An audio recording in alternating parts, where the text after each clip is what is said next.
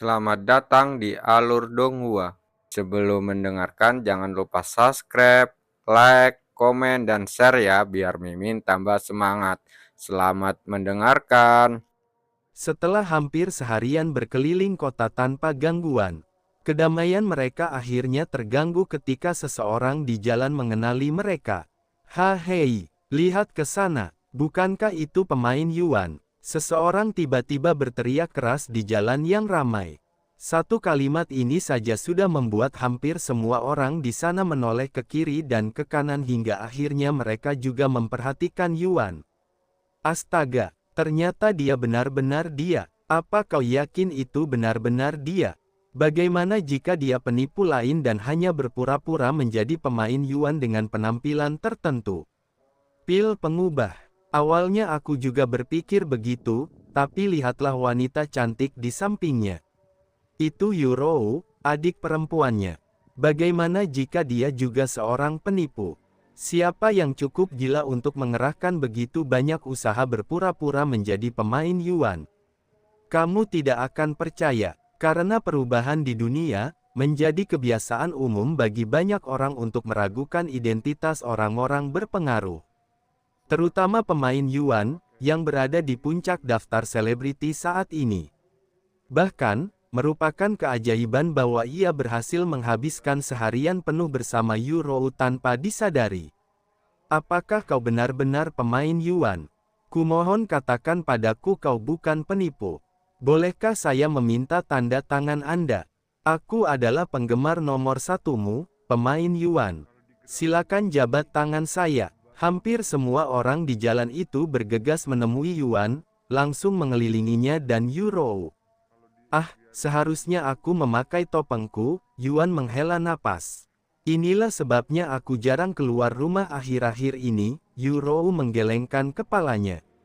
Popularitas dan ketenarannya telah mencapai puncaknya sejak lama hanya karena menjadi adik perempuan Yuan. Meskipun dia memiliki prestasi dan pesonanya sendiri, semua itu tidak ada apa-apanya dibandingkan dengan statusnya sebagai adik perempuan Yuan, baik sedarah maupun bukan.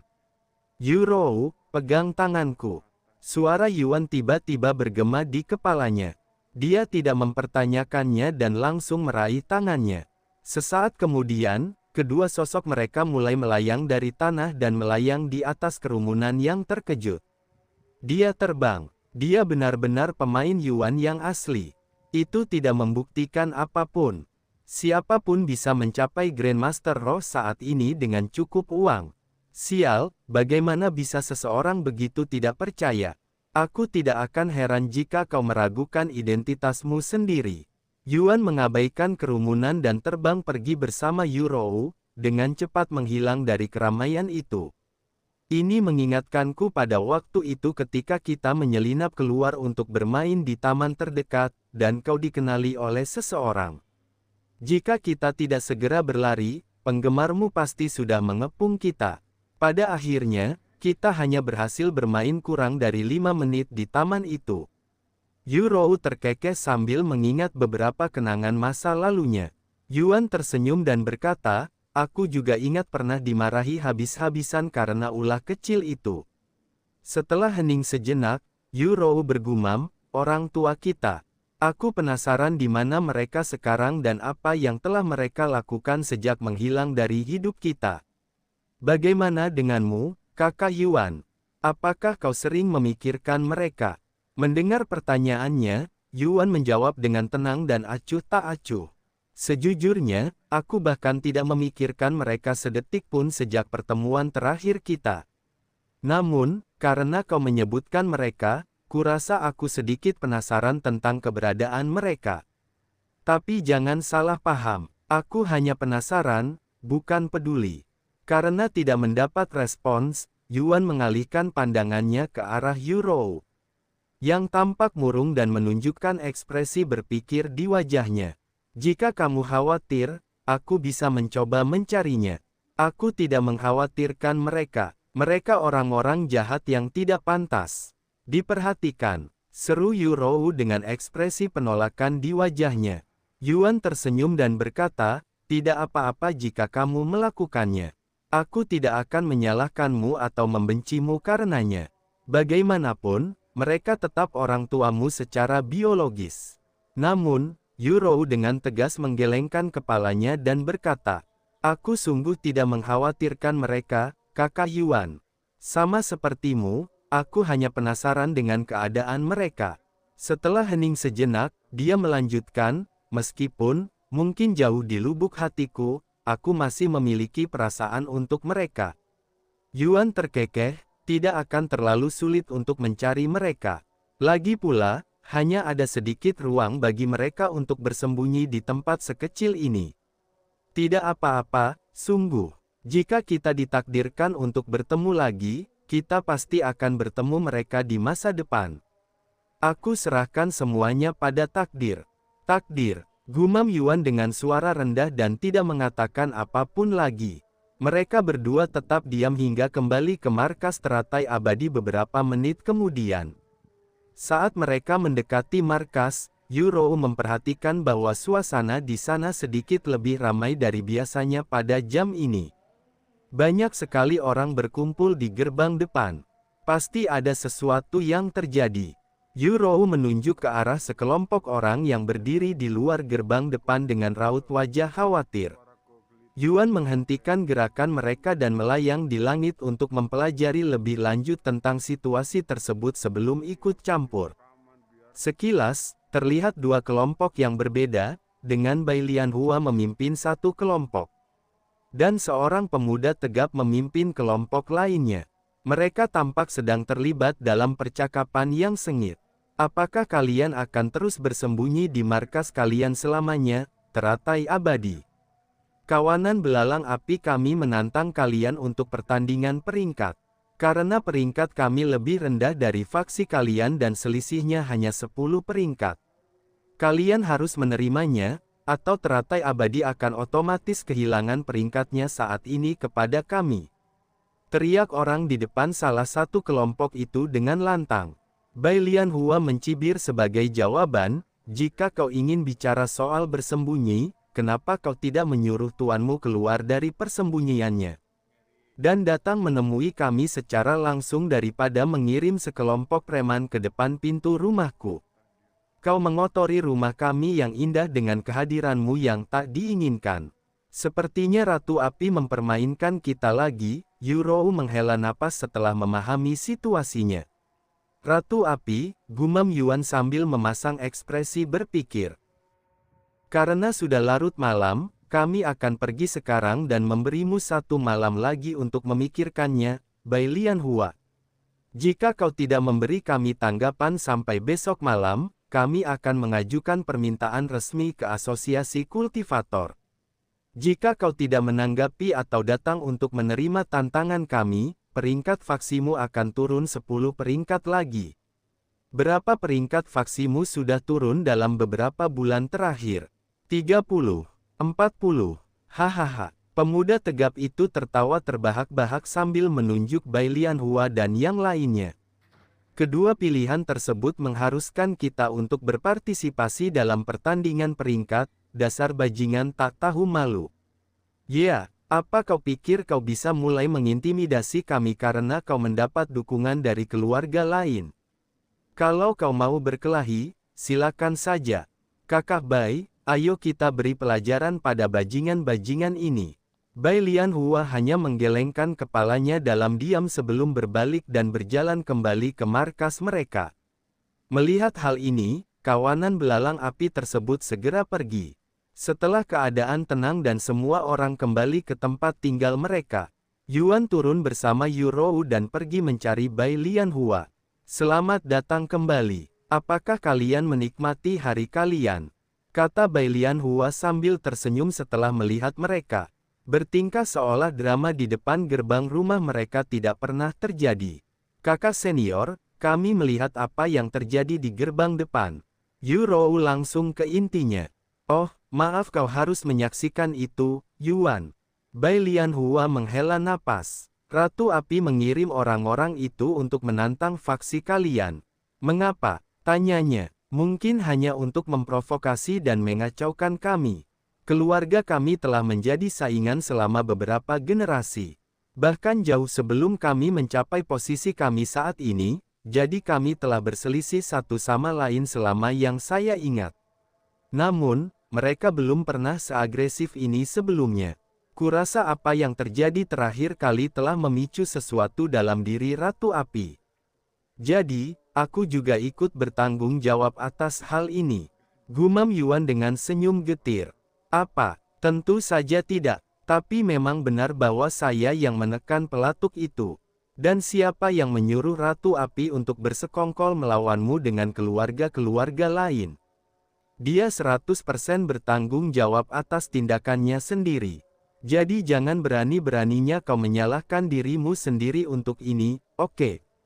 Aku mengerti, tapi aku harus bertanya, apa yang akan kau lakukan sekarang? Dari apa yang kulihat, sepertinya kau tidak ingin melawan mereka, meskipun itu akan memengaruhi peringkatmu. Mengapa? Apakah kau tidak yakin bisa mengalahkan mereka? Teratai abadi seharusnya berada di peringkat yang cukup tinggi, bukan? Aku ragu kau mencapai peringkat seperti itu tanpa kualifikasi yang tepat. Kau benar, kita berhasil mencapai peringkat 10 besar dunia. Namun, itu sebelum pembaruan sistem. Sekarang orang-orang bisa mendapatkan sumber daya kultivasi dari kultivasi online, jadi kita telah disalib oleh banyak faksi. Karena kita tidak memiliki sumber daya untuk memberi makan semua anggota kita dengan harta karun. Bai Lianhua menghela napas. Dan sebelum kau berkata apapun, izinkan aku menjelaskan. Memang benar keluargaku cukup kaya, cukup untuk meningkatkan kultivasi semua anggota kami agar tetap berada di peringkat 10 besar. Aku berjanji pada diriku sendiri bahwa aku tidak akan bergantung pada sumber daya keluargaku untuk membantu faksiku sendiri. Lagi pula, aku menciptakan faksi ini karena aku ingin mencapai sesuatu dengan kemampuanku sendiri. Sebagian besar dana kami berasal dari dompetku sendiri, yang kuperoleh melalui usahaku sendiri. Dan meskipun aku mampu membeli beberapa harta karun di sana-sini, itu tidak cukup untuk mempertahankan faksi kami di peringkat 10 besar lagi. Lagi pula, keluarga Bai memiliki faksi lain, yang dipimpin oleh kepala keluarga, ayah saya. Bahkan beliau pun tidak memiliki sumber daya untuk mendanai dua faksi besar sekaligus. Aku tidak tahu kau mendanai faksi itu sendirian. Itu sangat mengesankan, kata Yuan. Bai Lianhua menggelengkan kepalanya dan berkata, meskipun itu benar pada awalnya. Dan saya masih menyumbang sekitar 75% dari total dana kita.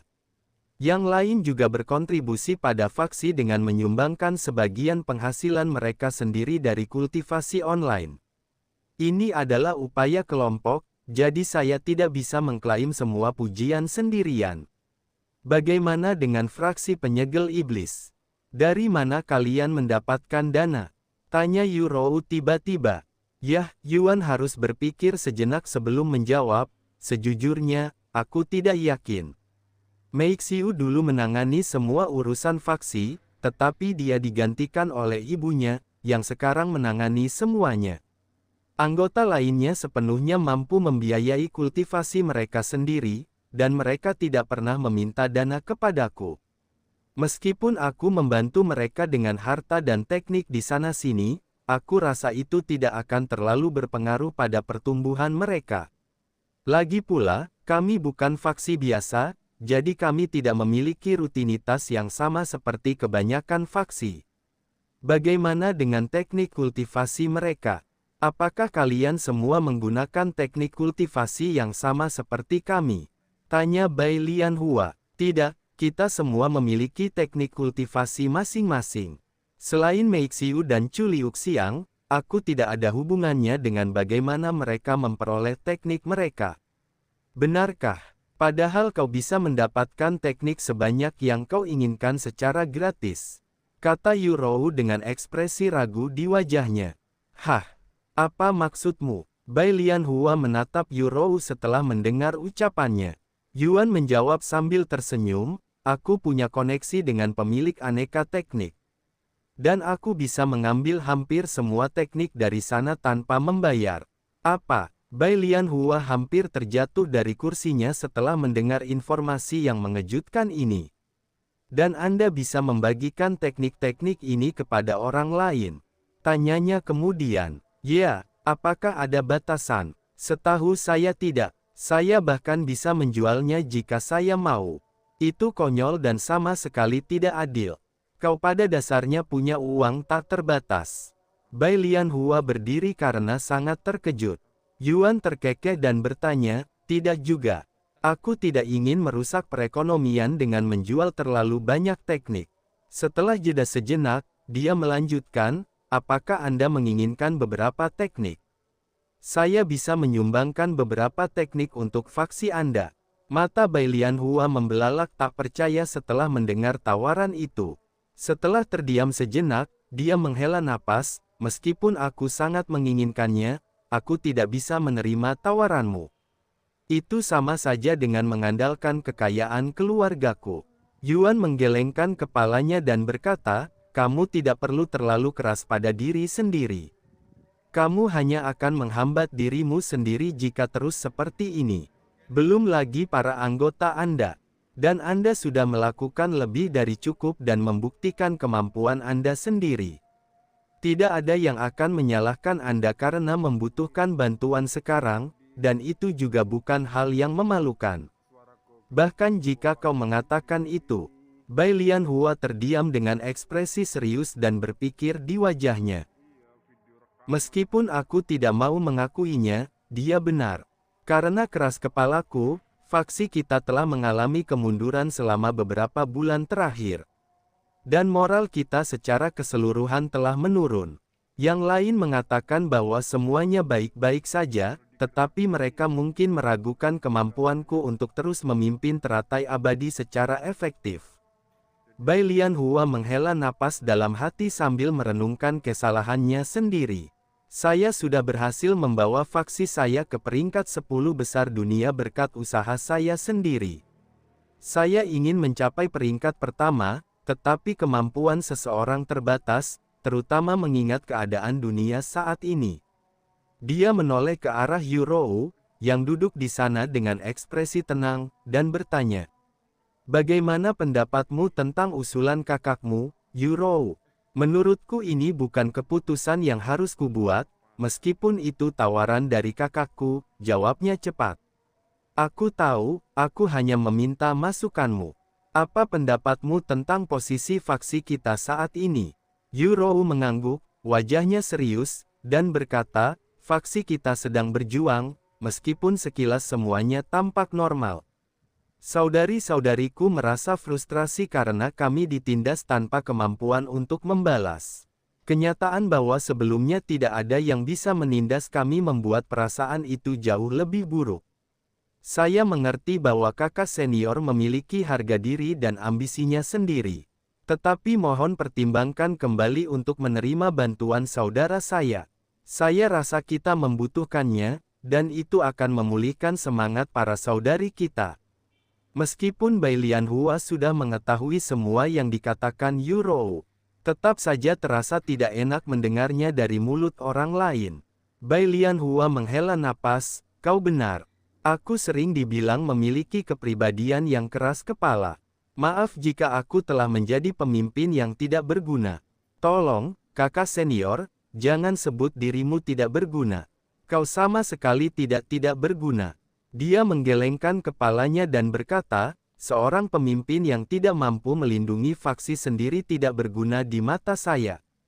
Kemudian, dia menoleh ke arah Yuan dan berkata, baiklah, saya akan menerima sumbangan Anda yang murah hati. Tetapi saya tidak akan menerimanya secara cuma-cuma. Karena itu, saya tidak tahu bagaimana cara membalas budi Anda, jadi mari kita catat saja untuk sementara ini, jika Anda tidak keberatan.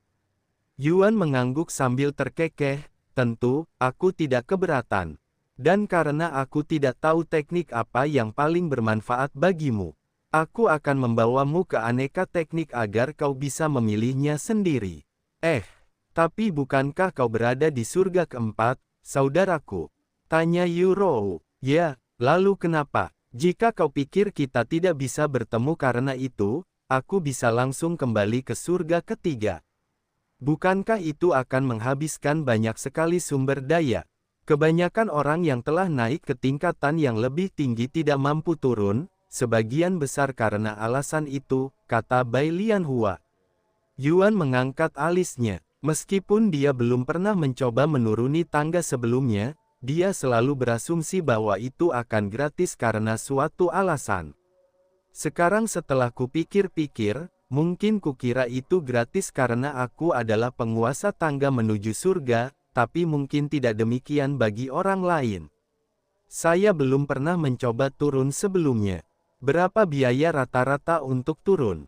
Tanyanya beberapa saat kemudian. Semuanya tergantung pada seberapa jauh kamu bepergian dan tingkat kultivasimu. Tetapi biasanya biayanya jutaan batu spiritual per alam, kata Bai Lianhua. Itu cukup mahal, gumam Yuan setelah mengetahui angka tersebut. Bai Lianhua menghela napas, tidak apa-apa, Yuan. Aku menghargai usahamu untuk membantu, tapi itu tidak sepadan jika kau harus mengeluarkan begitu banyak uang. Yuan tersenyum dan berkata, siapa bilang aku harus membayar untuk turun? Namun, bahkan jika aku harus mengeluarkan sejumlah sumber daya, beberapa juta batu roh bukanlah masalah bagiku sekarang. Lagi pula, aku masih punya banyak barang rongsokan untuk dijual. Sampah. Bai Lianhua dan Yu Rou mengangkat alis mereka. Mengenal dia, bahkan harta karun tingkat dewa pun mungkin dianggap sampah di matanya. Lalu kapan kamu ingin melakukannya? Tanya Bai Lianhua beberapa saat kemudian. Kita bisa melakukannya sekarang juga, sebenarnya, aku sedang berada di lokasi yang aneh, dan mungkin butuh waktu lama untuk kembali. Aku akan menghubungimu ketika aku siap turun. Yuan menghela napas. Dia lupa bahwa saat ini dia berada di alam bayangan, dan bahkan jika dia segera pergi, dia masih perlu melakukan perjalanan ke tangga menuju surga, yang akan memakan waktu beberapa hari. Tidak apa-apa, kamu bisa meluangkan waktu. Bahkan jika kawanan belalang api menantang kita bertarung besok, akan butuh waktu untuk menjadwalkannya, biasanya 1 hingga 2 minggu. Bagaimana kau akan menghadapi mereka? Tanya Yuan kemudian. Kita akan menghadapi mereka seperti kita menghadapi yang lain, dengan menghadapi mereka secara langsung. Kita tidak akan lari meskipun kita ditakdirkan untuk kalah. Yuan mengangguk, dan dia melanjutkan bertanya, aku penasaran bagaimana pertandingan ini berlangsung. Karena aku sendiri belum pernah berpartisipasi di dalamnya. Mengapa kau terdengar begitu yakin akan kalah dari mereka? Apakah mereka juga memiliki kultivator ranah Tuan Roh? Pertandingan peringkat resmi secara resmi disebut perang faksi. Karena pertandingan ini membutuhkan kerja tim, ini bukanlah sesuatu yang dapat didominasi oleh satu individu. Isi pertandingannya juga bervariasi. Beberapa mungkin bergaya turnamen, sementara yang lain mungkin bergaya pengepungan, di mana Anda mempertahankan atau menyerang suatu titik. Pada dasarnya, ini adalah pengaturan yang biasanya ada dalam permainan video. Di mana pertandingan-pertandingan ini berlangsung. Dulu, pertandingannya cukup sederhana, di mana kami memilih anggota terkuat kami untuk saling bertarung. Sayangnya, itu cepat membosankan untuk ditonton, jadi mereka mulai membuatnya lebih rumit dan megah. Semua pertandingan sekarang berlangsung di sebuah pulau besar bernama Medan Perang Besar. Pulau ini memiliki beberapa lokasi yang dibangun khusus untuk pertandingan, dan Anda dapat pergi ke sana melalui laut atau udara.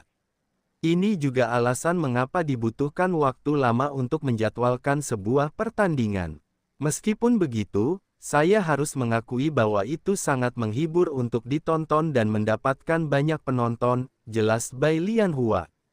Kedengarannya menyenangkan. Mungkin kita harus ikut serta sesekali untuk mengubah suasana agar kita tidak selalu berlatih kultivasi. Yuan tersenyum. Faksi penyegel iblis. Bai Lianhua menelan ludah dengan gugup setelah mendengar bahwa mereka mungkin akan mulai berpartisipasi dalam pertandingan peringkat. Benarkah? Apa kau benar-benar akan mulai berpartisipasi dalam perang faksi, Kakak Yuan?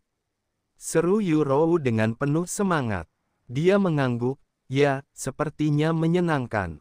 Bai Lian Hua menyeka keringat tak terlihat di dahinya, tangannya sedikit gemetar, dan berkata, akan terjadi keributan begitu seluruh dunia mengetahui hal ini. Banyak orang, termasuk saya telah menantikan hari ketika fraksi penyegel iblis yang terkenal itu menunjukkan kehebatan mereka. Meskipun terkenal di seluruh dunia, kalian belum pernah berpartisipasi dalam acara apapun. Dan orang-orang mulai mempertanyakan apakah fraksi penyegel iblis benar-benar ada atau hanya fraksi palsu. Yuan tertawa kecil mendengar informasi ini dan berkata, peringkat faksi dan hal-hal semacam itu bukanlah hal penting di mata kami. Dan kami selalu sibuk meningkatkan kultivasi kami sendiri baik di bumi maupun di cultivation online. Tidak penting ya, meskipun itu mungkin benar bagimu, yang hidup di dunia yang sama sekali berbeda dari kita manusia biasa. Peringkat seseorang menentukan apakah mereka dihormati, disponsori, atau ditinggalkan begitu saja.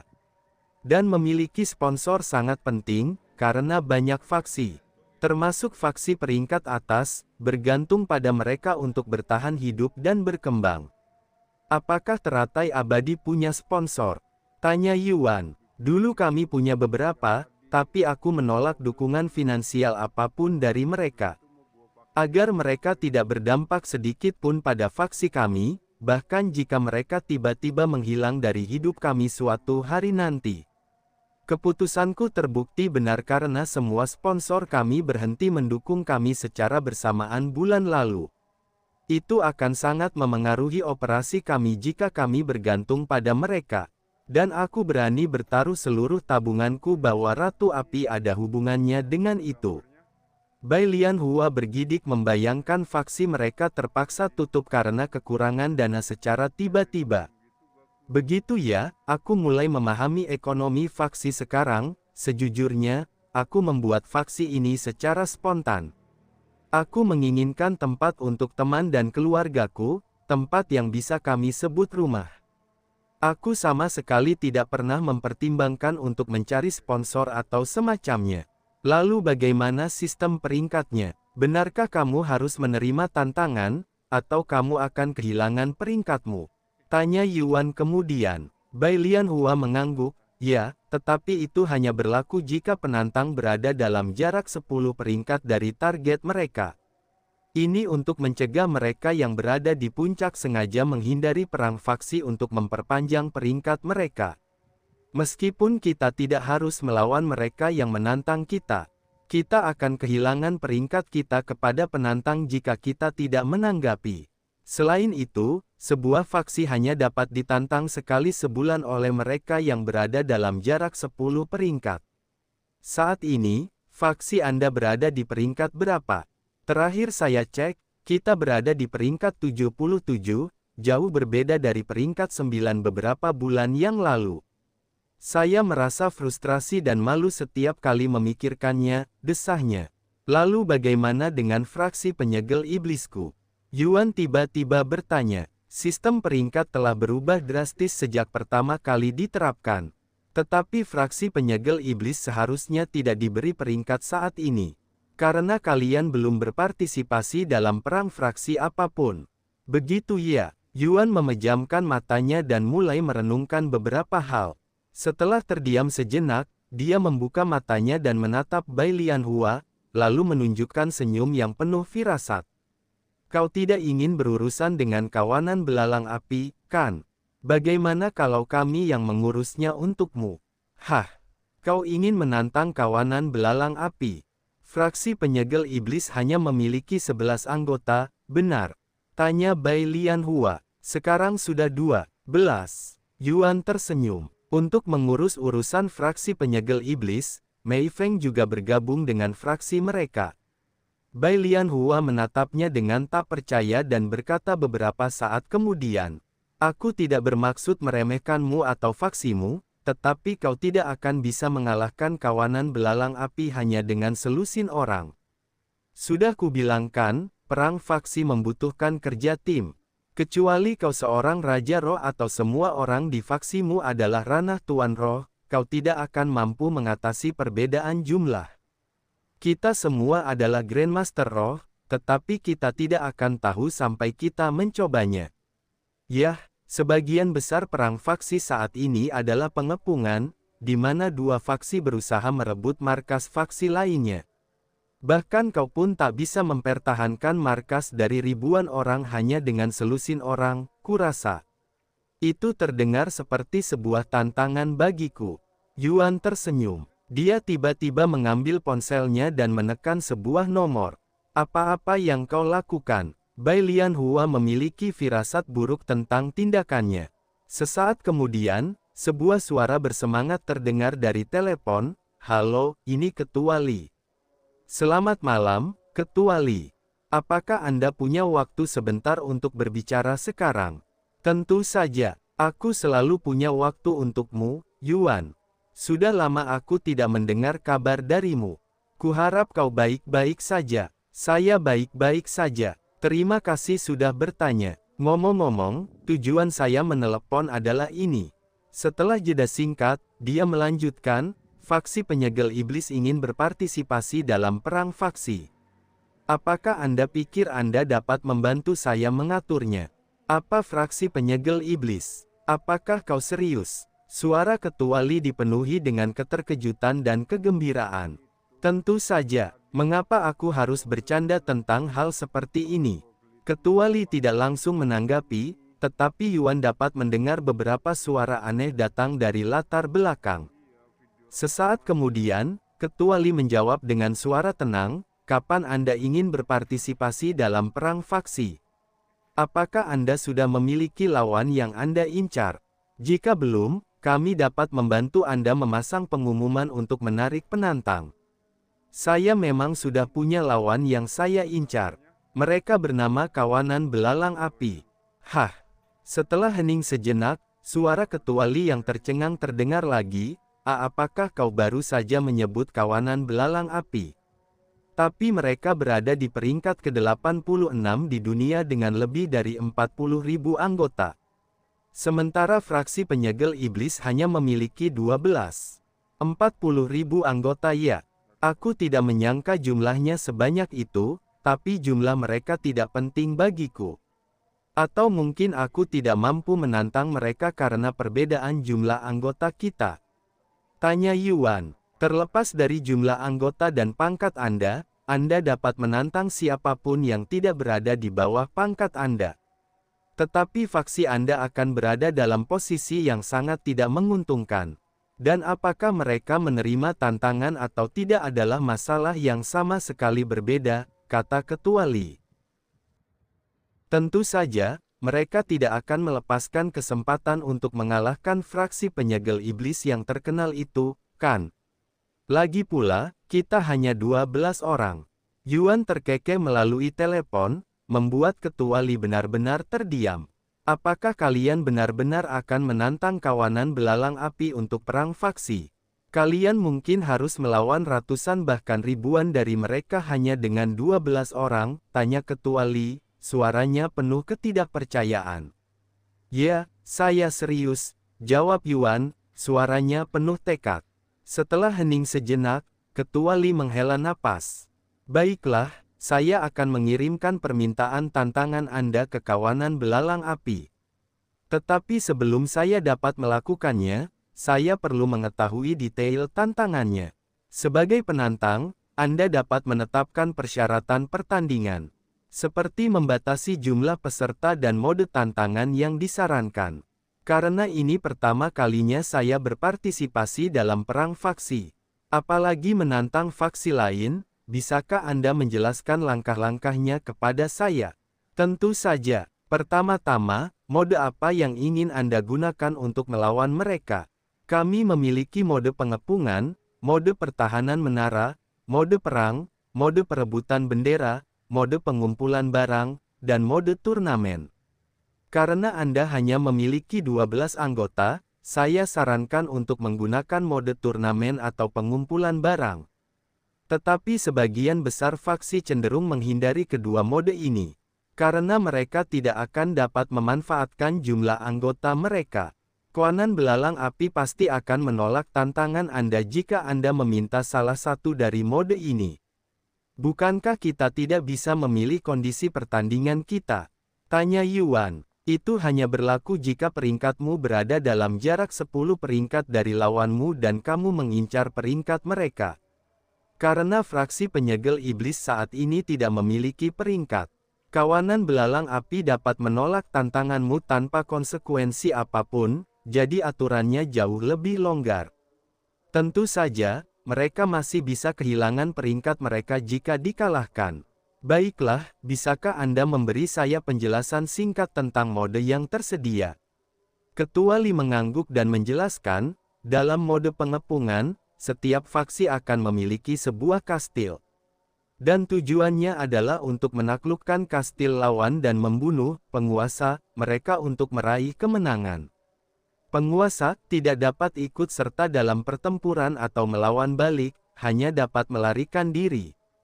Tidak ada batasan jumlah pemain untuk mode ini, tetapi harus ada setidaknya 1000 pemain total di lapangan. Dalam mode pertahanan menara, setiap faksi mengendalikan 5 menara. Faksi pertama yang mengendalikan kelima menara atau menara terbanyak sebelum waktu habis akan menang. Tidak ada batasan jumlah pemain untuk mode ini, tetapi harus ada minimal 100 pemain di lapangan. Dalam mode perang, permainan ini mencerminkan konflik dengan kondisi yang adil, di mana kedua faksi terlibat dalam pertempuran di medan perang dengan prajurit yang seimbang dan tingkat kultivasi yang sebanding.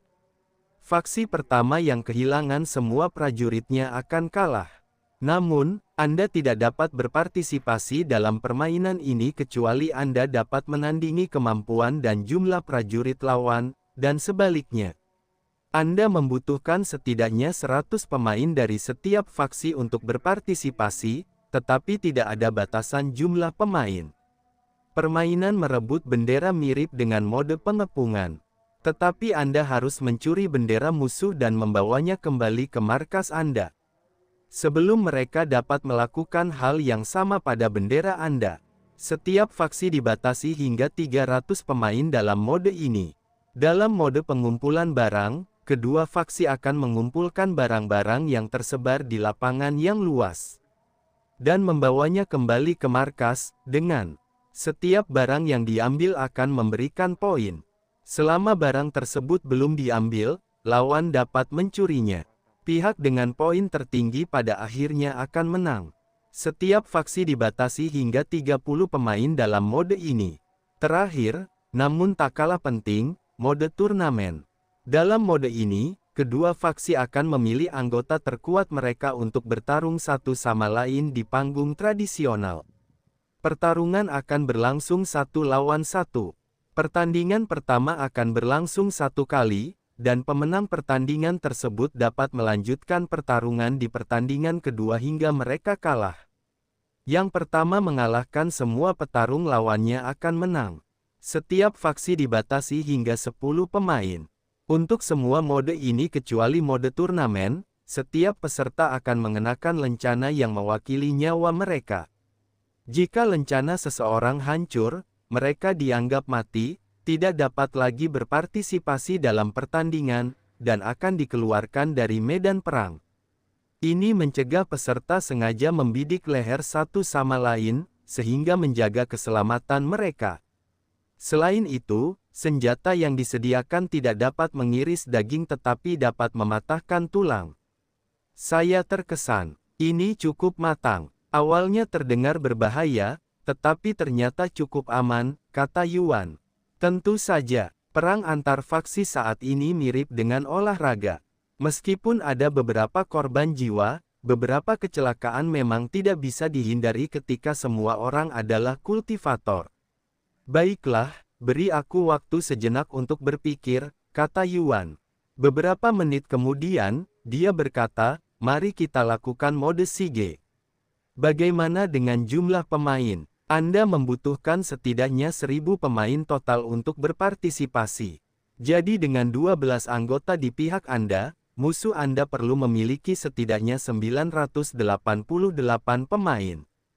Yuan tersenyum dan berkata, tidak ada batasan. Mereka bisa membawa seluruh 40.000 anggota mereka jika mereka mau. Apa? Tapi itu, Ketua Li terdiam karena kesombongan Yuan. Bahkan Bai Lianhua dan Yu Rou pun takjub menatapnya dengan mata terbelalak, seolah-olah mereka sedang melihat orang gila. Aku serius. Aku ingin mereka menyerang kita dengan kekuatan penuh. Jika memang itu yang kau inginkan. Memang benar, Yuan membenarkan. Saya mengerti. Apakah ada batasan kultivasi? Tidak. Bagaimana dengan teknik bela diri? Apakah Anda mengizinkan penggunaan teknik bela diri? Tentu saja. Kapan Anda ingin menantang mereka? Sekarang juga, dan beri mereka waktu hingga tengah malam besok untuk merespons. Jika mereka setuju, bisakah Anda menjadwalkan pertandingan untuk dimulai dalam beberapa hari? Beberapa hari, itu terlalu terburu-buru, tetapi mungkin saja jika kita menggeser semua pertandingan yang dijadwalkan 1 hari ke belakang. Mungkin itu akan membuat faksi lain kesal. Sebenarnya, mungkin tidak. Aku yakin mereka akan mengerti. Ini adalah debut faksi penyegel iblis yang terkenal. Baiklah, saya sudah mendapatkan semua informasi yang saya butuhkan. Saya akan segera memberitahu kawanan belalang api tentang tantangan Anda. Terima kasih, Ketua Li.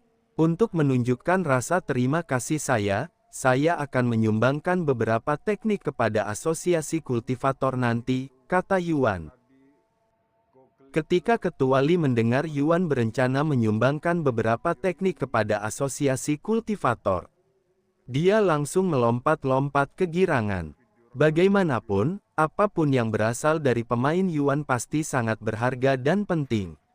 Selain itu, jika kau tidak keberatan, bisakah kau menyebarkan berita tentang fraksi penyegel iblis yang menantang kawanan belalang api? Jika semua orang mengetahuinya, mungkin akan lebih sulit bagi mereka untuk menolak tantangan kita, Yuan tiba-tiba menyarankan. Tentu saja, kami bisa mengaturnya untuk Anda. Kemudian saya akan menghubungi Anda kembali setelah mendapat respons dari kawanan belalang api. Terima kasih. Yuan mengakhiri panggilan dan menoleh ke arah Bai Lianhua, yang telah menatapnya dengan mata lebar dan rahang ternganga sepanjang panggilan. Melihat reaksinya, dia hanya tersenyum dalam diam. Apa kau benar-benar berencana melawan 40.000 orang hanya dengan 12 orang? Yu Rou tiba-tiba bertanya dengan ekspresi khawatir di wajahnya. Yuan menggelengkan kepalanya, tetapi sebelum mereka bisa mengatakan apapun lagi, dia berkata, "Tidak, kami tidak berencana membuat semua orang berpartisipasi. Mei Feng, misalnya, aku tidak ingin membuatnya bertarung, jadi kami akan melibatkan maksimal 11 orang." Tidak bisa dipercaya, gumam Bai Lianhua dengan suara linglung. Tidak ada yang akan mengira kau punya peluang untuk memenangkan perang faksi ini, kau tahu. Tidak apa-apa, lagi pula, aku tidak mengharapkan siapapun untuk melakukannya. Kemudian dia menekan nomor lain di ponselnya dan kembali mendekatkannya ke telinga. Halo, Nona Mei Feng. Ini akan sangat mendadak dan di luar dugaan, tetapi saya baru saja menantang faksi lain untuk perang faksi. Jika mereka setuju, kita akan mulai dalam beberapa hari. Hah, perang antar faksi. Dengan siapa? Mei Feng tidak repot-repot menanyakan alasannya. Kawanan belalang api. Yuan tidak menyangka Mei Feng mengetahui tentang hal itu, tetapi yang mengejutkannya.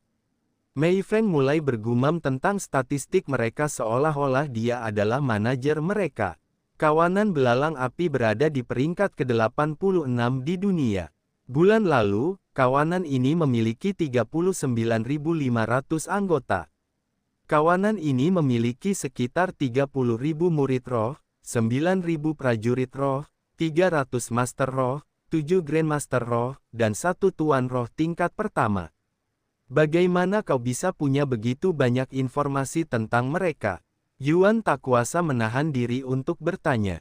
Sebagai manajer fraksi penyegel iblis, adalah tugas saya untuk mengetahui segala sesuatu tentang calon pesaing kami. Saya memiliki informasi tentang setiap fraksi yang tidak baru didirikan. Saya menghargai usaha Anda, tetapi sebenarnya tidak ada gunanya membuang-buang usaha Anda untuk ini, Nona Meifeng. Hal itu hampir tidak membutuhkan usaha apapun dari pihak saya, jadi saya tidak keberatan. Baiklah kalau begitu. Ngomong-ngomong, bisakah kamu memberitahu yang lain tentang ini setiap kali kamu bertemu mereka? Mereka juga tidak wajib ikut berpartisipasi. Baiklah, aku akan memberitahu mereka. Bagaimana dengan sifat perang faksi ini? Tanya Mei Feng kemudian. Mode pengepungan. Saya mengerti. Kalau begitu, aku akan menghubungimu setelah mendapat respons dari kawanan belalang api. Baik, Tuan Muda. Setelah Yuan menutup telepon, Bai Lianhua berkata kepadanya, Yuan, tahukah kamu mengapa sangat sulit, bahkan hampir mustahil, untuk memenangkan perang faksi sendirian meskipun kamu memiliki kultivasi yang unggul? Itu karena kamu perlu menahan kekuatanmu agar secara tidak sengaja melumpuhkan atau membunuh lawanmu. Terutama ketika kamu dikelilingi musuh dalam pertempuran sengit. Untuk mencegah pemain saling membunuh, senjata sungguhan dilarang keras, dan nyawa seseorang diwakili oleh lencana di pinggang mereka. Dalam pertarungan, Anda tidak boleh menyerang lawan dengan niat untuk membunuh atau sengaja melumpuhkan mereka. Namun, dengan teknik bela diri yang diperbolehkan, masih mungkin untuk secara tidak sengaja melumpuhkan atau membunuh seseorang dengan tangan kosong. Jika itu terjadi, Anda akan otomatis didiskualifikasi dan dikeluarkan dari perang faksi. Selama perang faksi pertamaku setelah pembaruan sistem, aku berusaha terlalu keras dan hampir membunuh seorang murid roh. Yang membuatku didiskualifikasi dan dikeluarkan, sehingga kami kalah dalam pertandingan. Sejak itu, aku secara naluriah menahan diri dan bahkan tidak menggunakan setengah dari kekuatanku. Bai Lianhua menghela napas. Saya mengerti, itu memang masuk akal. Setelah hening sejenak, Yuan tiba-tiba menyarankan, Hei, apakah kalian keberatan jika aku berlatih tanding dengan anggota kalian? Hah, kau mau berlatih tanding dengan anggota timku? Mata Bai Lianhua membelalak kaget. Tidak mungkin. Apa kau mencoba menindas saudari-saudariku, kakak Yuan? Yu Rou berbicara dengan nada agak bercanda. Yuan terkekeh dan menjelaskan, tentu saja tidak. Aku ingin berlatih menahan kekuatanku, dan ini akan menjadi latihan yang bagus bagi mereka karena aku juga akan memberi mereka nasihat pertempuran. Berlatih bersamamu ya. Itu mungkin bukan ide yang buruk. Aku tidak keberatan selama kau bisa menjamin bahwa tidak ada anggota timku yang akan terluka parah, kata Bai Lianhua. Jangan khawatir, bukannya aku tidak tahu cara mengendalikan kekuatanku sama sekali, dan aku tidak berniat untuk benar-benar memukul mereka. Hah, lalu apa gunanya berlatih tanding? Kita akan memperlakukannya seperti perang faksi dan mencoba menghancurkan lencana pihak lain. Oh, sekarang aku mengerti apa yang kau coba lakukan. Oke, aku setuju. Aku akan memberitahu yang lain agar kau bisa mulai besok, kata Bai Lianhua. Baik, Yuan mengangguk. Sementara itu, tak lama setelah Ketua Li mengirimkan permintaan tantangan dari fraksi penyegel iblis kepada kawanan belalang api. Sebuah sumber anonim membocorkan informasi kepada kantor berita di seluruh dunia. Sumber tersebut mengungkapkan bahwa fraksi penyegel iblis telah menantang kawanan belalang api untuk perang fraksi, yang dengan cepat menyebar secara online seperti api yang menjalar. Diskusi dan utas forum tentang tantangan tersebut dengan cepat memenuhi setiap situs web dan saluran yang terkait dengan faksi. Tetapi karena Yuan terlibat, hal itu juga menyebar ke jaringan cultivation online. Faktanya, berita itu menyebar begitu cepat, sehingga kawanan belalang api mengetahui permintaan tantangan dari fraksi penyegel iblis melalui forum online. Bahkan sebelum mereka melihatnya di pemberitahuan pribadi mereka, yang sangat mengejutkan semua anggotanya, dan membuat seluruh fraksi tersebut dilanda kekacauan. Nona Walker, ada keadaan darurat. Seorang pelayan dengan tergesa-gesa mengetuk pintu kamar tidur Ratu Api. Beberapa saat kemudian pintu terbuka, dan Ratu keluar dari ruangan dengan mengenakan piyama. Apa yang sebenarnya terjadi? Gumamnya dengan suara kesal. Faksi penyegel iblis baru saja mengeluarkan tantangan kepada kawanan belalang api. Ujar pelayan itu terbata-bata, kata-katanya terdengar berat karena berita tersebut. Faksi penyegel iblis. Ratu Api tidak langsung mengenali nama itu dan memasang ekspresi bingung di wajahnya. Faksi penyegel iblis adalah faksi yang didirikan oleh pemain Yuan. Jelas pelayan itu. Apa? Pemain Yuan. Ratu Api langsung mengenali namanya dan hampir tersedak air liurnya karena terkejut. Dia menantang kawanan belalang api untuk perang faksi. Kenapa dia tiba-tiba melakukan ini? Ratu Api tiba-tiba teringat bahwa adik perempuan Yuan adalah bagian dari faksi Bai Lianhua. Si jalan kecil itu pasti mengadu ke kakaknya tentang hal itu. Tunggu sebentar. Kecemasan Ratu Api tiba-tiba lenyap ketika dia menyadari hal lain. Anggota fraksi penyegel iblis berjumlah berapa ya? Terakhir kali aku cek, mereka hanya punya 11 anggota. Tanyanya kepada pelayan itu, yang dengan cepat mengeluarkan ponselnya dan mulai mengetik. Menurut basis data, mereka hanya memiliki 12 anggota.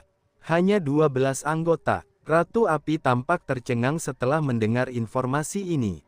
Setelah hening sejenak, dia tertawa terbahak-bahak, hahaha. 12. Mereka menantang kawanan belalang api hanya dengan 12 orang. Mereka pasti sudah gila. Sial, aku sempat khawatir sejenak karena pemain Yuan. Ini sebenarnya kabar baik karena tidak mungkin mereka bisa mengalahkan kawanan belalang api dalam perang faksi. Bahkan jika kultivasi pemain Yuan berada di tingkat Raja Roh, itu tidak akan membantunya mengalahkan 1000 orang, apalagi 40.000, dan dia pasti akan melakukan kesalahan dan didiskualifikasi. Ratu Api mengepalkan tinjunya saking gembiranya atas kesempatan ini untuk mengalahkan pemain Yuan sekali dan selamanya. Panggil Subokin untukku, katanya kepada pelayannya. Setelah menekan nomor Subokin, pelayan itu menyerahkan ponselnya kepada wanita tersebut. Halo, siapa ini? Ini aku, Nona Walker. Saya sudah menunggu telepon Anda. Anda pasti menelepon karena permintaan tantangan dari fraksi penyegel iblis kepada kami. Ya, benar. Sekadar berjaga-jaga, apa saja persyaratannya? Apakah ada batasan yang diberlakukan? Yah, mereka ingin membuat mode pengepungan tanpa batasan pemain atau kultivasi. Mereka juga memperbolehkan teknik bela diri. Hahaha, tanpa batasan. Apakah mereka gila? Apakah mereka mengikuti perkembangan dunia, ataukah mereka menghabiskan seluruh waktu mereka di Cultivation Online? Apakah mereka benar-benar percaya bisa mengalahkan 40.000 pemain hanya dengan 12 pemain dalam mode pengepungan? Ratu Api tidak tertawa sendirian saat itu. Banyak orang di seluruh dunia menertawakan keputusan fraksi penyegel iblis yang tampaknya bodoh. Setelah melihat persyaratannya, membanjiri internet dengan ejekan. Tidak ada batasan pemain atau kultivasi. Apakah fraksi penyegel iblis begitu arogan? Atau mereka hanya gila? Apakah mereka menyadari bahwa mereka harus mempertahankan kastil mereka dari 40.000 pemain hanya dengan 12 orang? Sejujurnya, mereka mungkin bahkan tidak tahu aturannya karena ini adalah pertama kalinya mereka berpartisipasi dalam perang faksi. Tapi mengapa memilih kawanan belalang api, faksi peringkat 100 teratas, sebagai target pertama mereka? Apakah mereka sedang berselisih satu sama lain atau bagaimana? Mereka mungkin melakukan ini hanya untuk menarik perhatian karena mereka sudah tidak relevan lagi. Atau mereka sedang dibayar. Ini kesalahan mereka sendiri karena kehilangan relevansi. Mereka tidak hanya tampaknya tidak berniat menambah anggota, tetapi mereka juga tidak berpartisipasi dalam apapun. Mengapa mereka bahkan membuat faksi itu sejak awal? Terlepas dari popularitas Yuan, hanya sedikit yang mendukungnya atau membela keputusannya. Bahkan, beberapa orang terang-terangan kehilangan rasa hormat kepadanya, dan secara terbuka mengkritik pilihannya. Dasar bajingan arogan. Dia pikir dia tak terkalahkan atau semacamnya hanya karena dia beruntung di cultivation online. Aku tak sabar melihat mereka dimusnahkan selama perang faksi. Hajar mereka habis-habisan, kawanan belalang api. Beri mereka pelajaran. Subokin, aku ingin kau menerima tantangan mereka, kata Ratu Api tak lama setelah mengetahui persyaratannya. Apakah kamu yakin? Bagaimana dengan teratai abadi? Lupakan saja mereka. Aku hanya mempermainkan mereka karena aku tidak bisa langsung berurusan dengan pemain Yuan, dan mereka jelas-jelas mendukungnya. Bagaimana dengan perang faksi? Meskipun tidak ada batasan pemain, kita tetap harus menetapkan beberapa batasan untuk menghindari ejekan. Karena menggunakan palu godam untuk memecahkan telur. Siapa peduli jika kau dicemooh? Kirim semua orang. Aku ingin kalian menghancurkan sepenuhnya pemain Yuan dan faksinya. Dan lebih baik berhati-hati daripada menyesal. Siapa tahu apa yang direncanakan bajingan licik itu. Bagaimana dengan pembayarannya? Apakah kalian masih akan membayar sisa uangnya meskipun kita tidak akan melawan teratai abadi? Tentu saja, saya akan tetap membayar sisa pembayaran. Bahkan, saya akan meningkatkan pembayaran tergantung seberapa banyak Anda mempermalukan mereka. Semakin puas saya, semakin banyak uang yang bersedia saya berikan kepada Anda.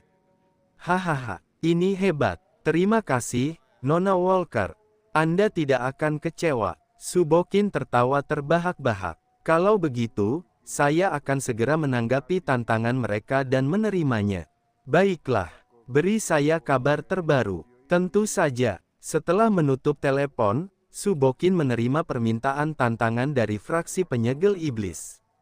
Ding, kawanan belalang api telah menerima tantangan Anda. Harap tunggu hingga pertandingan Anda dijadwalkan. Mei Feng tersenyum saat melihat notifikasi ini. Ketua Li telah menatap layarnya sejak mengirimkan permintaan tantangan, jadi dia langsung melihat respons dari kawanan belalang api.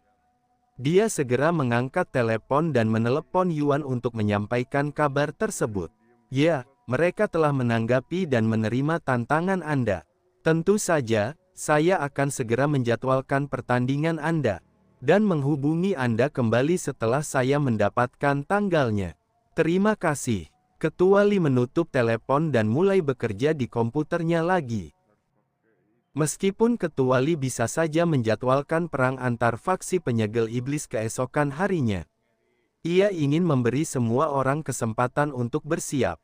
Jadi ia menjadwalkan pertandingan tersebut untuk dimulai 3 hari kemudian. Setelah menunda rangkaian perang faksi yang dijadwalkan selama sebulan, Ketua Li mengkonfirmasi jadwal pertandingan dan menelepon Yuan untuk memberitahukan kabar tersebut. Ya, pertandingan akan dimulai siang hari di medan perang besar dalam 3 hari. Saya bisa memandu Anda jika Anda tidak tahu cara ke sana. Jika kita bepergian dengan pesawat, jaraknya sekitar 8 jam dari Gunung Spiral Naga. Terima kasih atas tawarannya, tetapi saya sudah memiliki orang yang membimbing saya ke sana, kata Yuan. Saya mengerti. Kalau begitu, selamat malam. Setelah menutup telepon, Yuan menelepon Mei Feng untuk memberitahunya tentang perang faksi. Ya, kawanan belalang api telah menerima tantangan kita. Dan pertandingan kita dijadwalkan akan dimulai 3 hari lagi pukul 12 siang. Apakah kalian tahu jalan menuju medan perang besar? Ya, saya bersedia. Kalau begitu, bisakah kamu membawa yang lain ke sana? Aku akan menemui kalian di sana. Tentu saja. Sampai jumpa di sana. Yuan menutup telepon, menoleh ke arah Bai Lianhua, dan berkata, sekarang setelah masalah itu selesai, mari kita beristirahat malam ini dan memulai latihan kita besok. Oke, aku akan mengambilkanmu. Sebelum Bai Lianhua menyelesaikan kalimatnya, Yu Rou berdiri dan menyatakan, kakak akan tidur denganku. Ranjangku juga cukup besar untuk 2 orang dengan nyaman. Yuan menatapnya dengan senyum getir, bukankah kamu sudah dewasa dan mandiri sekarang? Itu tidak ada hubungannya dengan kita tidur bersama seperti dulu. Setidaknya, kamu berhutang padaku sebesar ini karena tidak mengunjungiku lebih awal. Yuan menghela napas pasrah, baiklah, kita bisa tidur bersama. Selamat malam, kakak senior. Selamat malam, Lian Hua, kata Yuan padanya sebelum mengikuti Yu Rou ke kamarnya. Mereka segera berbaring di tempat tidur di dalam kamar Yu Rou tetapi tidak langsung tidur. Saudaraku, menurutmu apa yang akan terjadi pada dunia kita? Saya tidak bisa mengatakan tidak akan terjadi apa-apa karena kita sudah melewati titik itu. Dan pasti akan ada lebih banyak perubahan di masa depan. Tetapi saya akan melakukan yang terbaik untuk melindunginya agar tidak dirusak oleh kekuatan asing atau domestik. Aku tahu kau sedang berusaha melindungi dunia, tapi tolong jaga dirimu sendiri. Kau jauh lebih penting bagi dunia bagiku, dan jika aku harus memilih untuk mengorbankan salah satu, aku tidak akan ragu untuk mengorbankan dunia jika itu berarti menjaga keselamatanmu. Yu Rou berbicara dengan suara rendah. Yuan tersenyum, aku akan melakukan yang terbaik. Mereka pun tertidur tak lama kemudian sambil berpegangan tangan. Pagi-pagi sekali keesokan harinya, Bai Lian Hua mengumpulkan setiap anggota faksi yang berjumlah ribuan di tempat latihan. Setelah semua berkumpul, Bai Lian Hua mulai berbicara. Saya yakin sebagian besar, jika tidak semua, dari kalian sudah mendengar bahwa lawan kita, kawanan belalang api, telah ditantang oleh fraksi penyegel iblis. Jika kalian bertanya-tanya mengapa mereka melakukan hal seperti itu, kalian bisa bertanya langsung kepada orang yang menantang kawanan belalang api itu sendiri. Karena dia akan berlatih bersama kita selama beberapa hari ke depan. Apakah ini terjadi semalam? Pemain Yuan ada di sini. Aku tahu mataku tidak salah lihat dan aku memang melihatnya kemarin. Di mana pemain Yuan sekarang? Keriuhan kecil menyebar di antara kerumunan. Dia akan tiba sebentar lagi. Aku di sini. Suara Yuan tiba-tiba menggema, menyebabkan semua orang di sana menoleh dan menatapnya seperti sekelompok burung camar yang mengincar makanan. Melihat betapa banyak perhatian yang ia dapatkan dari para wanita, Yu Rou, yang berada di sampingnya, sedikit mengerutkan kening. Ini benar-benar pemain Yuan. Kau idolaku, pemain Yuan. Apakah kamu benar-benar akan berlatih bersama kami? Yuan melompat ke salah satu panggung di sana dan mulai menjawab pertanyaan mereka. Tolong, panggil saja saya Yuan. Ya, saya akan berlatih bersama kalian untuk mempersiapkan perang faksi mendatang melawan kawanan belalang api. Mengapa kau menantang kawanan belalang api? Apakah kau melakukannya untuk membantu kami? Seseorang mengangkat tangan dan bertanya. Sebagai teman Bai Lian Hua, aku tidak bisa tinggal diam ketika faksi kesayangannya ditindas. Apalagi adik perempuanku yang berharga juga bagian dari faksi itu. Namun, aku tidak melakukan ini untuk tujuan mulia. Jadi aku tidak pantas mendapatkan rasa terima kasih apapun yang mungkin kau rasakan terhadapku. Seberapa yakin kamu bisa mengalahkan kawanan belalang api? Aku sudah melihat persyaratannya, dan itu tidak menguntungkanmu. Ungkap orang lain mengungkapkan kekhawatirannya. Yuan tersenyum dan berkata, saya tidak akan mengatakan bahwa kemenangan sudah pasti, tetapi saya yakin dengan kemampuan kita. Bukankah ini pertama kalinya fraksi penyegel iblis berpartisipasi dalam perang fraksi? Bagaimana kalian bisa yakin dengan sesuatu yang belum pernah kalian alami? Meskipun saya mungkin tidak memiliki pengalaman dalam perang faksi, saya tentu tahu satu atau dua hal tentang melawan sejumlah besar lawan sekaligus. Beberapa saat kemudian, setelah menjawab beberapa pertanyaan lagi, Yuan berkata, baiklah, sekarang mari kita bicarakan tentang pelatihan kita. Untuk latihan, aku akan berlatih tanding dengan semua orang di sini. Tetapi kita akan memperlakukannya seolah-olah kita sedang dalam perang faksi. Seperti melambangkan nyawa kita dengan lencana di pinggang. Semua orang di sini akan memiliki waktu tepat 30 detik untuk mengambil nyawaku. Jika kalian berhasil melakukannya, aku akan memberi kalian hadiah berupa teknik peringkat dewa. Apa? Semua orang di sana menunjukkan keterkejutan yang luar biasa setelah mendengar kata-katanya. Selain itu, aku tidak akan menggunakan teknik apapun, dan aku tidak akan menyerangmu selama 30 detik pertama. Setelah aku mulai menyerang, jika kamu mampu mempertahankan hidupmu selama 10 detik, aku akan memberimu hadiah berupa teknik peringkat dewa. Jadi kamu akan memiliki 2 kesempatan untuk menerima hadiah tersebut. Apa? Mereka berteriak keras lagi. Apa-apa kau serius? Kau tidak akan mengingkari janjimu, kan?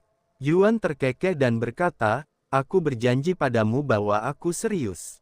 Yu Rou mengangguk, saya menjamin integritas saudara saya. Aku juga. Bai Lian Hua pun menimpali. Mendengar itu, yang lain bersorak keras, menyebabkan tempat itu bergetar hanya karena suara mereka. Setelah pengumuman itu, para anggota teratai abadi mulai naik ke panggung untuk berlatih tanding dengan Yuan. Kau bebas menggunakan teknik bela diri apapun yang kau inginkan, dan jangan menahan diri. Kata Yuan kepada wanita muda bertubuh pendek yang berdiri beberapa meter di depannya. Anda dapat mulai kapanpun Anda siap. Beberapa detik kemudian, wanita muda itu terbang maju, dan mulai mengayunkan pedangnya ke arah Yuan tanpa ragu-ragu. Matanya setajam mata harimau saat dia melepaskan teknik bela diri terkuatnya. Gadis muda itu adalah prajurit roh tingkat 7. Jadi bahkan serangannya yang paling kuat pun tidak menimbulkan ancaman bagi Yuan, yang dengan mudah menghindarinya. Sambil terus menghindari serangannya, Yuan memberi ceramah kepadanya tentang kesalahan dalam gerakan dan teknik pedangnya. Bahkan memberitahunya cara untuk memperbaikinya. 30 detik berlalu begitu cepat bagi para penonton dan petarung di atas panggung, dan Yuan mengumumkan, sekarang aku akan mengincar nyawamu. Dia mengangkat pedang latihannya yang terbuat dari kayu dan langsung memperpendek jarak dengan mereka. Apa? Sebelum wanita muda itu sempat bereaksi, Yuan menusukkan pedangnya tepat ke lencana kayu yang tergantung di pinggangnya, dan menghancurkannya. Dalam waktu kurang dari 1 detik, Yuan telah mengambil nyawanya. Hal ini sangat mengejutkan para penonton, karena tak seorang pun dari mereka mampu mengikuti gerakan Yuan saat dia menyerang. Wow, ada yang melihat apa yang baru saja terjadi. Meskipun aku menatapnya tanpa berkedip, aku tidak bisa melihat gerakannya sampai setelah dia menghancurkan lencananya. Seolah-olah dia menghentikan waktu atau semacamnya. Apakah dia menggunakan teknik tertentu, atau dia memang secepat itu? Selanjutnya, Yuan mengabaikan komentar-komentar sampingan dan memanggil penantang berikutnya. Karena teratai abadi memiliki sekitar 5.000 anggota, dia hanya memiliki sedikit waktu luang jika ingin berlatih tanding dengan semua orang di sana sebelum perang faksi. Waktu berlalu dengan cepat, dan seharian penuh telah berlalu sebelum ada yang menyadarinya. Yuan terus berlatih tanding dengan para anggota di sana tanpa istirahat dari siang hingga malam. Setelah ratusan pertandingan, tak seorang pun mampu menghancurkan lencana Yuan. Dan tak seorang pun di sana mampu bertahan lebih dari 5 detik ketika Yuan mulai menyerang. Aku akan tetap di panggung ini sampai tidak ada yang mau menantangku. Atau aku harus pergi untuk perang faksi, Yuan menyatakan, membuat para anggota di sana tercengang. Namun, mereka juga melihat ini sebagai sebuah peluang. Mereka berpikir bahwa jika Yuan terus berlatih tanding dengan mereka, dia akhirnya akan lelah dan melakukan kesalahan. Dengan demikian, teratai abadi terus bertarung dengan Yuan sepanjang malam.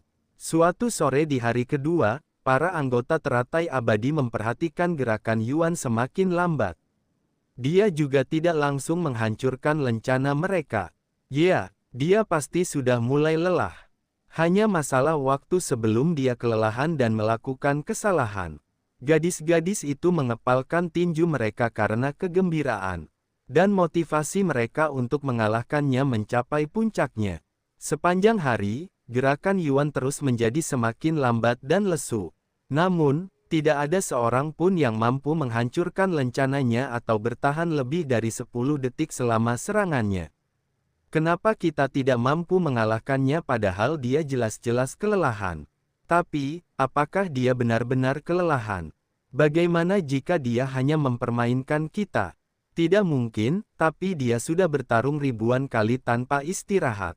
Bahkan seorang Raja Roh pun akan lelah. Tiba-tiba, wajah yang familiar memasuki panggung untuk menghadapi Yuan.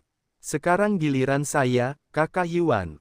Yu Rou menyambutnya dengan senyuman. Yuan membalas senyumannya dan berkata, coba lihat seberapa besar kamu sudah tumbuh.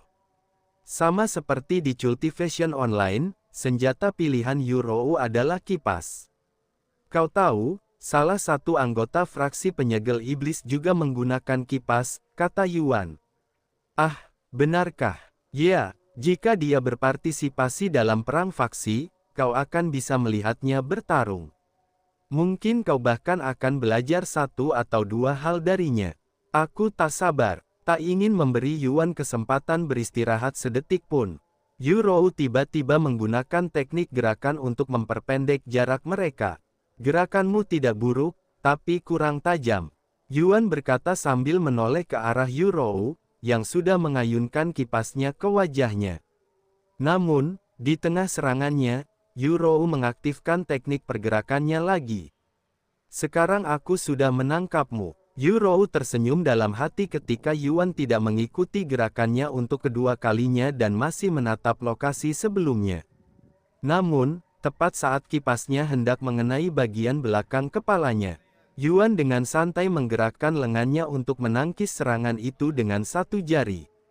Apa? Tatapan mata Yuan beralih menatapnya, memancarkan tekanan yang intens. Merasakan tatapannya, seluruh tubuh Yu Rou bergetar, dan tanpa ragu, dia melompat mundur untuk menjauhkan diri darinya. Lumayan, Yu Rou, jika kau tidak mundur barusan, aku pasti sudah membunuhmu. Yuan tersenyum dan melanjutkan, lagi pula, kaulah yang pertama kali mengincar kepalaku alih-alih lencanaku. Dan serangan itu memiliki kekuatan yang cukup untuk memecahkan tengkorak seseorang. Bisakah kau menyalahkanku? Kau kan sudah bilang jangan menahan diri, jawabnya dengan senyum kaku. Kau benar, dan aku tidak menyalahkanmu. Ayo, kau masih punya 15 detik lagi. Dia memberi isyarat padanya dengan jari yang biasa dia gunakan untuk menangkis serangannya. Yu Rou mengangguk dan segera mendekatinya lagi. 15 detik berlalu, tetapi Yu Rou tidak mampu menghancurkan lencananya. Sekarang giliran saya. Yuan menggunakan teknik pergerakannya untuk pertama kalinya, menghilang begitu saja seperti hantu. Apa? Kemana dia pergi? Yu Rou kebingungan dengan menghilangnya pria itu. Sedetik kemudian, dia merasakan sensasi aneh dari pinggangnya, yang membuatnya menunduk. Saat itulah dia menyadari lencananya telah hancur. Wow, kukira dia akan bersikap lunak padanya karena dia adik perempuannya. Tapi dia merenggut nyawanya dalam waktu kurang dari sedetik. Para penonton takjub dengan teknik gerakan Yuan, yang memungkinkannya berada di belakang Yu Rou seperti hantu. Aku tahu kau sedang terlihat lelah, kakak. Yu Rou berbalik dan menatapnya dengan senyum getir.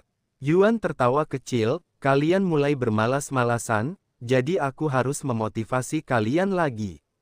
Orang berikutnya yang naik ke panggung adalah wajah yang sudah dikenal. Aku tidak peduli dengan teknik peringkat dewa, jadi mari kita bertarung sungguh-sungguh tanpa batasan waktu 30 detik. Kata Bailian Hua sambil melangkah ke atas panggung. Yuan mengangguk, tentu. Kapanpun kau siap, kata Yuan sambil berdiri santai di atas panggung dengan senyum tenang di wajahnya. Bailian Hua menyiapkan pedangnya dan menarik napas dalam-dalam sebelum menerjang Yuan dengan kecepatan penuh. Hah! Bailian Hua memulai konfrontasi mereka dengan tusukan pedang cepat yang mengarah tepat ke titik di antara alis Yuan. Dia berharap Yuan akan dengan mudah menghindari serangannya. Dan memang benar, jadi tanpa menunda, dia segera mengangkat kaki kanannya untuk menendang pinggang Yuan, mengincar lencananya. Namun, tepat saat kakinya mencapai lencana miliknya, tangan Yuan muncul entah dari mana dan meraih kakinya. Melihat dirinya telah tertangkap, Bai Lianhua buru-buru menarik kakinya ke belakang. Tetapi dengan cepat menyadari bahwa dia tidak memiliki kekuatan untuk melepaskan diri dari cengkeraman Yuan. Namun, dia tidak panik dan mengayunkan pedangnya ke wajah Yuan untuk kedua kalinya. Namun, dia terpaksa berhenti di tengah ayunan ketika Yuan tiba-tiba mengangkatnya ke udara dan mengayunkannya seperti seorang koboi dengan tali. Apa, Yuan? Bai Lianhua berteriak keras. Beberapa putaran lagi, Yuan melemparkannya ke sisi lain panggung. Setelah nyaris mendarat dengan kedua kakinya, Bai Lianhua menatap Yuan dengan mata lebar, tampak tak percaya dengan apa yang baru saja terjadi. Para penonton juga tak percaya dengan apa yang mereka lihat. Yuan, bisakah kau menanggapi pertengkaran kita dengan lebih serius? Tanya Bai Lianhua sambil menghela napas. Tapi memang benar, katanya dengan ekspresi acuh tak acuh. Bai Lianhua terdiam. Setelah hening sejenak, dia mengepalkan pedangnya dan menyerang pria itu lagi. Kali ini, dia menjaga jarak dan menggunakan teknik bela diri. Seni pedang ilusi. Bai Lianhua mengayunkan pedangnya dengan gerakan menusuk, kembali mengarahkannya ke dahi Yuan. Namun, dari sudut pandang penonton, ada beberapa pedang yang melayang ke arah Yuan. Seolah-olah Bai Lianhua memiliki beberapa lengan tambahan. Itu dia, jurus pedang ilusi kakak senior. Wow, dia berhasil menciptakan 7 ilusi. Yuan mengangkat alisnya mendengar gumaman orang banyak. 7 ilusi, apa yang mereka bicarakan? Gumamnya dalam hati, karena dia tidak melihat ilusi apapun. Saat pedang Bai Lianhua hampir mengenainya, Yuan dengan santai mengayunkan pedangnya, menangkis serangan tersebut. Dia begitu mudah mengetahui kebohongannya. Seperti yang diharapkan dari Yuan, bahkan kakak senior pun tidak bisa menipunya. Tanpa mereka sadari, kekuatan jiwa Yuan sangat tinggi sehingga seni pedang ilusi Bai Lianhua sama sekali tidak efektif melawannya. Bahkan, Yuan mengira dia harus bertahan melawan serangan tak terlihat. Bai Lianhua mendesah kesal setelah melihat betapa mudahnya Yuan memblokir salah satu teknik terkuatnya. Baiklah, mari kita bertarung sungguh-sungguh sekarang. Bai Lianhua melepaskan basis kultivasinya, memenuhi markas dengan aura ranah Tuan Roh tingkat puncak. Yuan mengangguk dan juga melepaskan kultivasinya. Meskipun dia hanya ranah Grandmaster Roh tingkat puncak, aura dan tekanan yang dipancarkannya jauh lebih unggul daripada Bai Lianhua, yang berada satu alam lebih tinggi. Para penonton secara tidak sadar menjauhkan diri dari panggung. Aku datang, Bai Lianhua memperingatkan sambil terbang ke arahnya, melepaskan serangkaian teknik pedang yang dahsyat. Yuan tidak mundur, bahkan mendekatinya sambil menangkis dan membelokkan semua serangannya dengan ayunan pedang biasa. Namun, karena pedang kayunya tidak mampu menahan energi spiritual Bai Lianhua sendirian, ia harus melindunginya dengan energinya sendiri. Selama beberapa menit berikutnya, Bai Lianhua memamerkan semua teknik dan pengalamannya tanpa menahan diri. Di sisi lain, Yuan hanya mengayunkan pedangnya dengan santai, tanpa menggunakan teknik apapun. Namun, pengalamannya selama ribuan tahun dalam pertempuran sangat luar biasa dan jelas terlihat bahkan bagi orang yang tidak berpengalaman. Beberapa menit kemudian, hanya dengan menggunakan teknik pedang biasa, Yuan memojokkan Bai Lianhua dan membuatnya merasa benar-benar putus asa. Ini kemenanganmu. Bai Lianhua menjatuhkan pedangnya dan menyerah. Yuan menurunkan pedangnya, dan keduanya menarik kembali basis kultivasi mereka. Saat energi spiritual mereka menghilang, pedang kayu di genggaman Bai Lianhua retak. Sementara itu, pedang di genggaman Yuan meledak menjadi ribuan serpihan kecil. Melihat ini, Bai Lianhua menghela napas, aku bahkan tidak bisa membuatmu menggunakan satu teknik pun. Aku terlalu lemah. Yuan menggelengkan kepalanya dan berkata, "Jangan merasa buruk. Kecuali kau telah berlatih teknik pedang sejak kecil, kau sudah sangat mahir menggunakan pedang di usiamu sekarang. Bagaimana denganmu? Apakah itu berarti kamu sudah berlatih teknik pedang bahkan sebelum lahir?" Tanyanya dengan nada bercanda. Dia tersenyum. Kurang lebih seperti itu. Lalu, dengan tatapan tenang ia menyapu kerumunan dan bertanya, "Apakah ada lagi yang ingin berlatih tanding? Kau sebaiknya beristirahat, Yuan. Lagi pula, perang faksi antara faksi penyegel iblis dan kawanan belalang api akan berlangsung besok. Saya akan beristirahat begitu semua orang mendapat kesempatan untuk berlatih tanding dengan saya." Setelah berlatih tanding selama beberapa jam lagi, Yuan menghabiskan sisa hari itu untuk mengajari Yu Rou cara menggunakan kipasnya dengan benar. "Sejak kapan kau belajar menggunakan kipas, kakak? Kukira kau hanya belajar menggunakan pedang dan belati." Yu Rou bertanya kepadanya setelah melihat betapa mahirnya ia menggunakan kipas.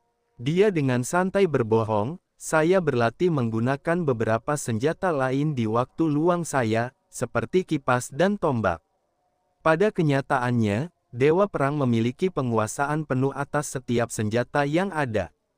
Dan Yuan hanya mengingat cara menggunakannya setelah memulihkan ingatan Tian Xian. Malam itu, Yuan meninggalkan markas teratai abadi bersama Yu Rou, Bai Lianhua, dan Xia Jingyi, teman Yu Rou, yang bergabung dengan teratai abadi pada waktu yang sama. "Semoga berhasil, Yuan. Beri pelajaran yang setimpal pada bajingan-bajingan itu. Aku tahu kau bisa melakukannya." Beberapa waktu kemudian, "Sudah lama kita tidak bertemu, Yuan. Maaf, aku tidak berlatih tanding denganmu. Sebagai kultivator kecapi, peranku sebagian besar adalah sebagai pendukung. Jadi akan sia-sia jika aku berlatih tanding denganmu," kata Xia Jingyi kepadanya saat mereka menuju bandara. Yuan dengan santai melambaikan tangannya dan berkata, "Jangan khawatir, saya mengerti posisi khusus Anda. Kultivator kecapi memang tidak cocok untuk pertarungan satu lawan satu. Sampai Anda memiliki tingkat kultivasi yang cukup tinggi.